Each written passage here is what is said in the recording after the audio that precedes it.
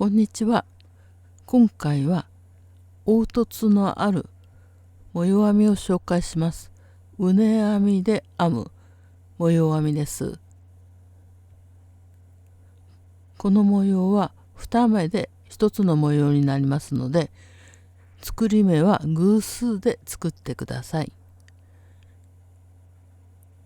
ここから今回は10目の鎖編みを編んでいきます。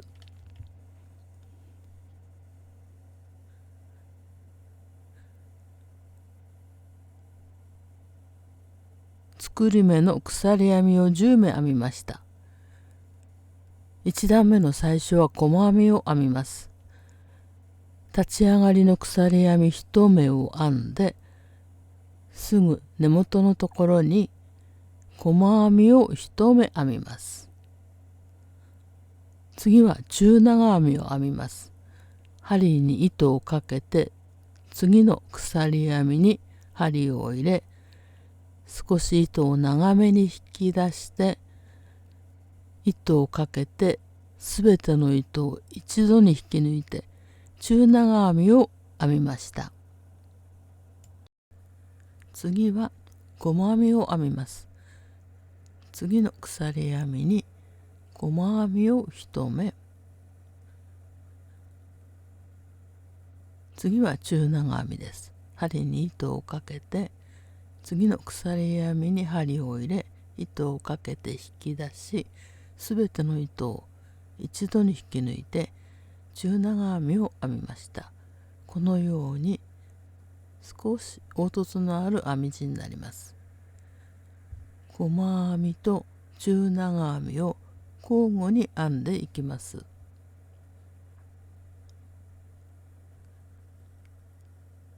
次は中長編み、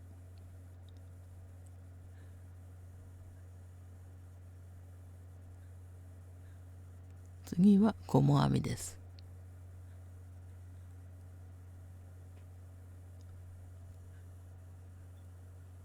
細編みの次は中長編みを編み、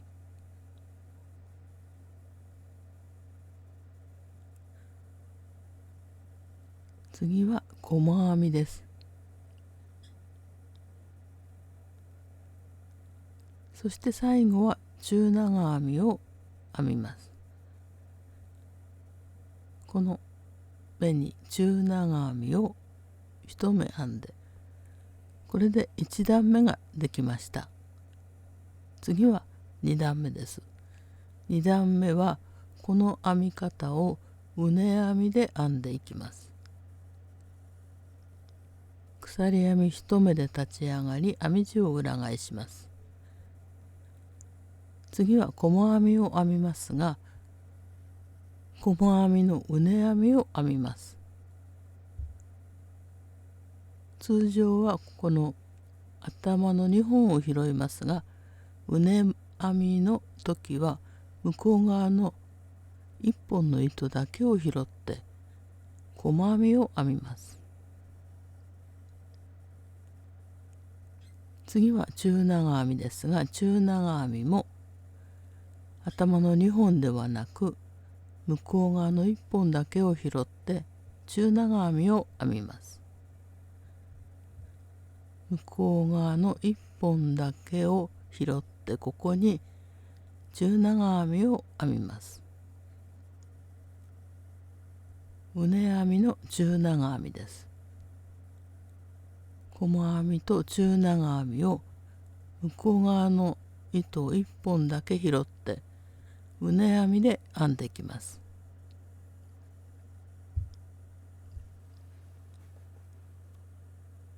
次も同じように向こう側1本に針を入れて細編みを1目、次は中長編みです。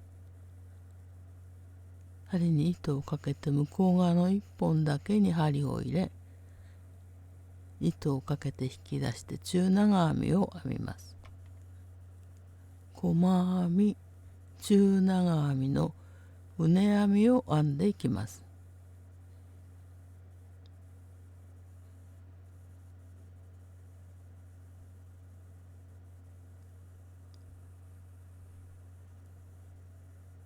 向こう側の一本の糸を拾いながら細編みと中長編みを交互にうね編みで編んでいきます。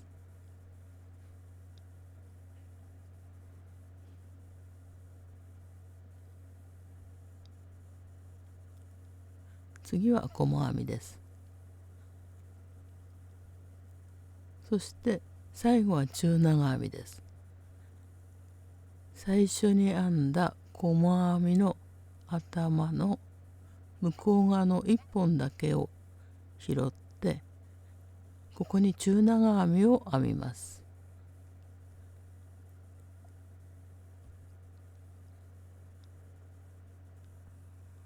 これで2段目はすべてうね編みで細編み中長編みと編んできました。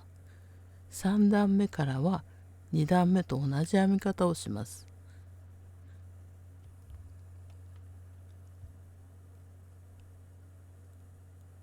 立ち上がりの鎖編み1目を編んで編み地を裏返します。段の最初は細編みです。向こう側の糸を1本を拾って細編みを編みます。この糸です。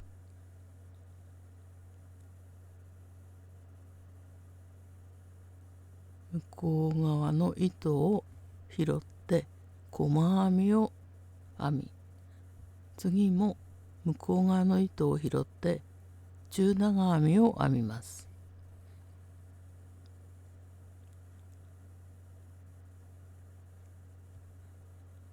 うね編みの中長編み、次は向こう側の糸を拾ってうね編みの細編みです。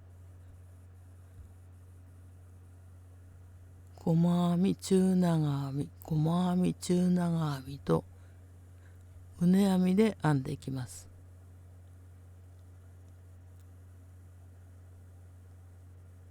2段目以降は同じ編み方ですので、大きなものを編む時も編みやすいと思います。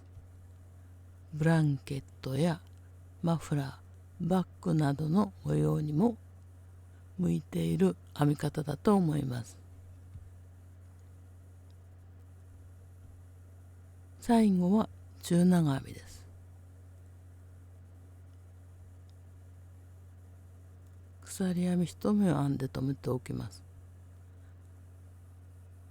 編み地がこのような形になって少し畝のような山のような形になってきます。段ごとに凹凸のある厚みのある畝編みの模様編みを紹介しました。